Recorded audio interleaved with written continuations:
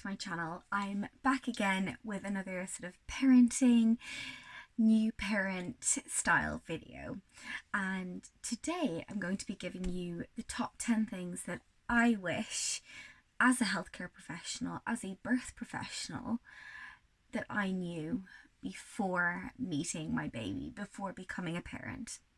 So a lot of these things are things that you may not have heard of, and I hope you get something from this video. If you do, make sure to hit that subscribe button and the notification bell if you don't want to miss my next video, and let's get straight into the tips. So the first thing that I wish that I had known before becoming a parent was that newborns just want to be held. They just want to be held 24/7, and a lot of this became such a new learning curve and a surprise to me because of social media, because of YouTube videos I had seen of beautiful made up mummies having time to do their hair and makeup, having time to themselves, and just putting their baby from little nest to a cocoon to a swing to a little pod of some kind, and going between these different vessels. And the reality is that babies don't know the difference between being inside the womb and outside the womb. Yes, something feels different to them, but they feel connected to you for at least the first month of their life. So when a baby is born, they want to feel the warmth, the reassurance, the connection. They want to be up on your chest and not moving anywhere, not even budging from there for at least the first few weeks of their life. And that's something that I was not prepared for. One of the things that certainly made it easier was having a sling and figuring that out. A stretchy wrap was like my go-to, so I'll make sure and share that little stretchy wrap kind of tutorial down below, because that's something that for me, I almost miss my babies being that small, but having them close and them being able to feel your heartbeat and your smell makes them feel reassured and feel more at home and feel more comfortable and less likely to be upset than you can ever even begin to realize. So kind of following that kangaroo care style of parenting really helped me settle into my new parenting role. The next thing that I wish somebody had told me as in a more experienced mother maybe was to keep those immediate postpartum visits to a minimum. And it's something that I didn't realize actually until my second baby. Even though I'm trained as a postpartum doula and as a nurse and a lactation consultant, I did not even think about it for myself. I don't know whether it's because I felt so well having had a gorgeous delivery, but I invited in so many people into my postpartum space, into that kind of initial first 40 days that I really now am learning how important that is in terms of healing, in terms of bonding, in terms of getting breastfeeding off to the best start and figuring all of that out.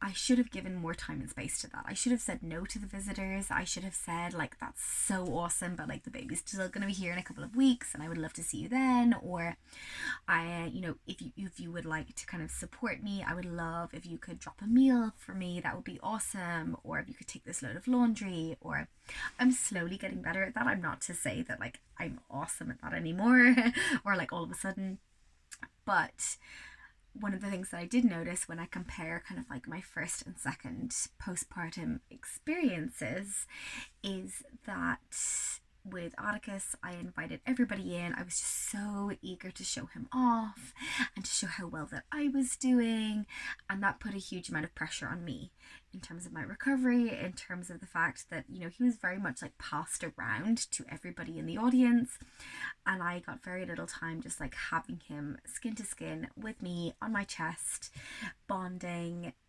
sniffing his little sweet little newborn head. That when it came around to having Archer, I really realized what was important for me. So I would make a little sign up on the door, and that just says, newborn sleeping here, no visitors please. And then you can always reach out to those people that you want in that sacred space when the time is right for you. along that very similar vein, I have written down honor the first 40 days. You can see, oh my gosh, the paint job that we have going on in the background. We've got some big house stuff going on. If you're curious, I'm sharing all of that over my Instagram page that I will link somewhere down here below, or at least in the description of this video. But when it comes to postpartum experiences, I could not have more different experiences overall. The second time that I had a baby, I minded myself so well. I was so well nourished. I had this gorgeous mama tribe who were delivering meals to my door for the first 2 weeks. I didn't have to do anything. They were, minding my toddler. They were supporting us as a whole, as a family. I stayed in bed for the first week. I did very gentle, very soft movement, respected my body, gave myself the time to just soak in this new change, this new baby, and sort of get to know him. I did not push myself, whereas the first time, I think I was out running at like 6 weeks postpartum. My body was not ready. I was doing things that, I think I felt like this urge to like show off how okay I was. So I was like making meals for my husband. I was sending him back to work. I don't think he took any time off. I had nobody really supporting me. It was just me and the baby at home, figuring it out. And while I think like kudos to me, I don't think that was necessarily what was best for me. I was still bleeding. Whenever your baby is birthed, you still have almost like, a dinner plate sized wound where your placenta that has adhered to the inside of your uterine lining still there. So that comes away and there's still this wound that needs to recover, and your uterus needs to, slowly shrink back down to size to go back into kind of the pelvis. And you're figuring out nursing and how all of that is going, because every breastfeeding journey is different depending on the baby that you have. So just because I'd done it once before does not mean that the second time around it was any less important. So all of those things, and never mind, nourishing your body and getting as much rest as you can, are so, so important. If you're curious about, my second postpartum experience and what I would recommend for you as, a soon-to-be postpartum mama, I will make sure and link that video down below as well, because that is a topic that I have become increasingly passionate about since having my babies.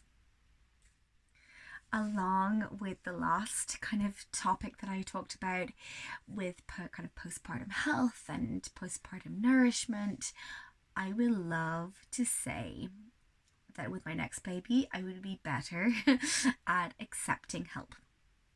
When my beautiful like mama crew come around and say like, hey, can I take Atticus for a little bit?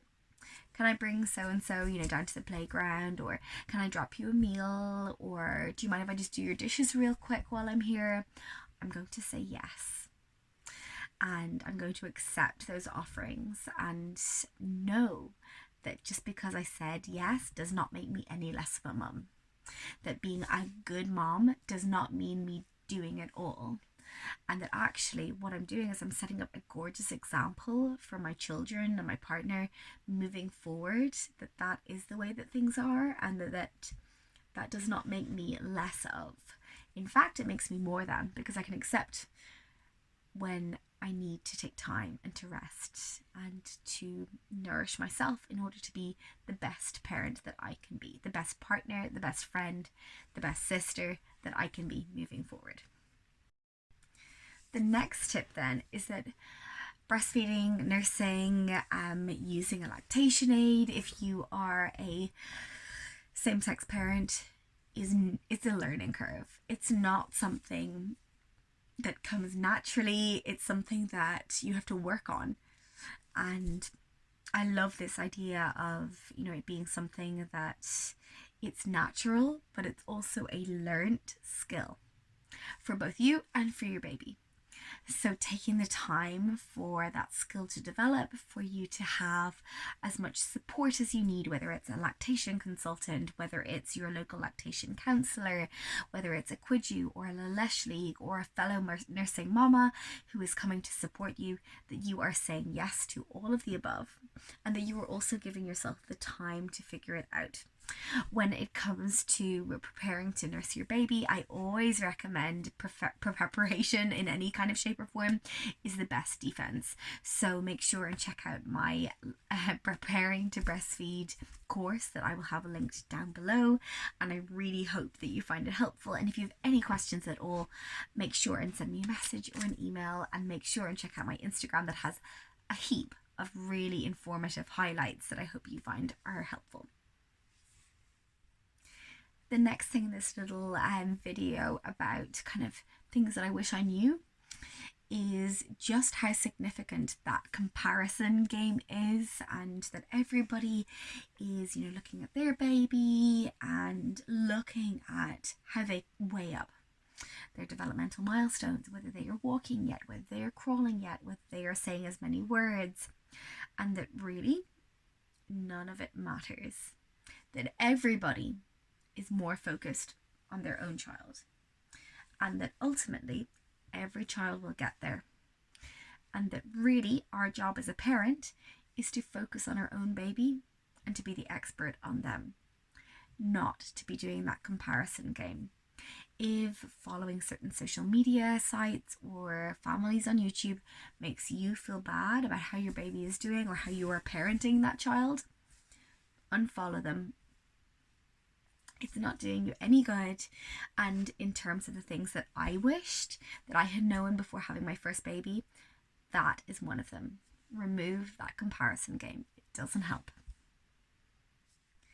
So along that same vein of kind of constant comparison, I would also say to, Betty down the road, or, Margaret, who is just dying to tell you her own experience and what she recommends you do in terms of parenting, to do your best to just tune out those noises, tune out the unhelpful advice, and just learn to very gratefully and graciously nod and agree and say thank you so much for that. That's really helpful.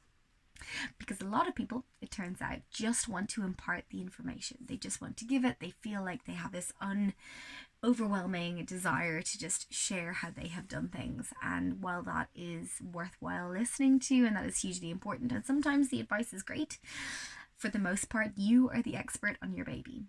And whatever anybody says is all to be taken with a pinch of salt.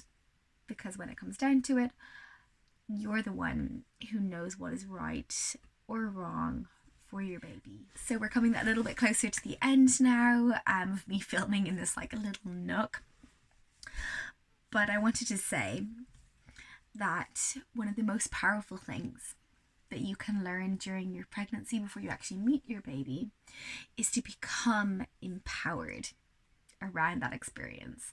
And if you can become empowered as an advocate for yourself, for your pregnancy, for your birth, whether that is, declining certain interventions or procedures that maybe are not right for you and your family, whether that is educating yourself to become more empowered around those decisions or around your birth experience, or changing your care provider towards the end of your pregnancy if they don't feel like the right fit for you. All of those things are going to be incredibly powerful in terms of how you feel stepping into parenthood, stepping into meeting your baby, stepping into your own power. If you want to feel kind of more empowered or more educated around the experience of birth and how it might look for you, make sure and check out my e-course or book into my next virtual hypnobirthing course if you want to learn a little bit more. So my next tip is there is no such thing as a perfect parent. And while you hear that everywhere, the perfect morning routine, the perfect nighttime routine, there is no such thing. Just in the same way as there is no such thing as the perfect child. every child and every parent dyad is unique. And again, coming back to my favorite phrase, you are the expert on your baby or your child. And coming back to what you can do is just kind of rejigging yourself, settling into how that feels for you. What exactly are the passions, the interests of your child? Where does your baby feel safe? And trying to kind of nourish and support that relationship. And the last thing, when it comes to my top things that I wish I knew before I became a parent, is just how overwhelmingly, like, indescribably, the amount of love you will feel for this little human. And while I know that is not the case for everyone and not everybody feels this rush of love at the very beginning, that love will grow. And while everybody says, like, of course you love your baby, it is indescribable. And I am so beyond excited for you to feel that love and to feel that sense of purpose and care. And I hope beyond anything that it changes your life for the better. And it is hard, but it is worth it. And I'm here for you. You're not alone. We can do this together.